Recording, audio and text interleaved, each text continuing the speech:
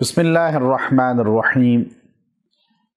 قید سے رہائی کا بہت ہی مجرب عمل ہے جو ہمارے شیخ اور پیر طریقت اور اکابر علماء کے سرخیل مخدوم العلماء جو اب دنیا سے تو رخصت ہو چکے ہیں لیکن بڑی طویل عمر پائی تھی، انہوں نے 135 سال کی عمر میں دنیا سے رخصت ہوئے۔ میں ان کی خدمت میں حاضر ہوا تو آپ نے یہ عمل خاص عطا فرمایا تھا آج سے 13 سال پہلے۔ یہ عمل مجرب ہے اور جب بھی کوئی قید ہو وہ اس عمل کو کر لے، قیدی یا اس کے اہل خانہ میں سے کوئی، اللہ تبارک و تعالی اس کو رہائی عطا فرماتے ہیں۔ قید میں چلے جانا اور پھر اس پر صبر کرنا یہ بھی سنت یوسفی ہے۔ اگر آپ نے جرم نہیں کیا، نہ حق طور پہ قید میں چلے گئے، تو آپ اس کو سنت یوسفی سمجھیں، سنت محمدی سمجھیں۔ ہمارے نبی صلی اللہ علیہ وسلم کو بھی شاب ابی طالب میں قید کیا گیا۔ سیدنا یوسف علیہ السلام جیل میں قید ہوئے اور وہاں سے آپ کو اللہ نے عروج عزت دی۔ محمد عربی صلی اللہ علیہ وسلم کو شاب ابی طالب کے بعد فتوحات عطا فرمائیں۔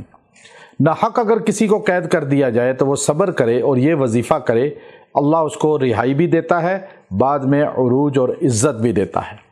آپ تاریخ اٹھا کر دیکھیے، امام ابی حنیفہ رحمۃ اللہ علیہ جیل میں قید کیے گئے نہ حق اسلام کے لیے۔ امام احمد بن حنبل رحمہ اللہ جیل میں قید کیے گئے دین اسلام کے لیے، اور امام سرخسانی رحمۃ اللہ علیہ، امام ابن تیمیہ رحمۃ اللہ علیہ اور بڑے بڑے ائمہ کی زندگی شاہد ہے۔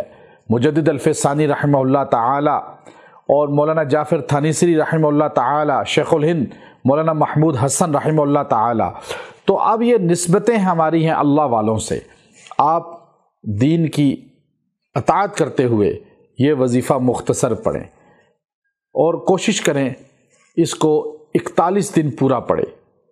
آپ نے شب جمعہ میں تو اس کو 1000 بار پڑھنا ہے اور باقی دنوں میں اس کو 111 بار پڑھنا ہے۔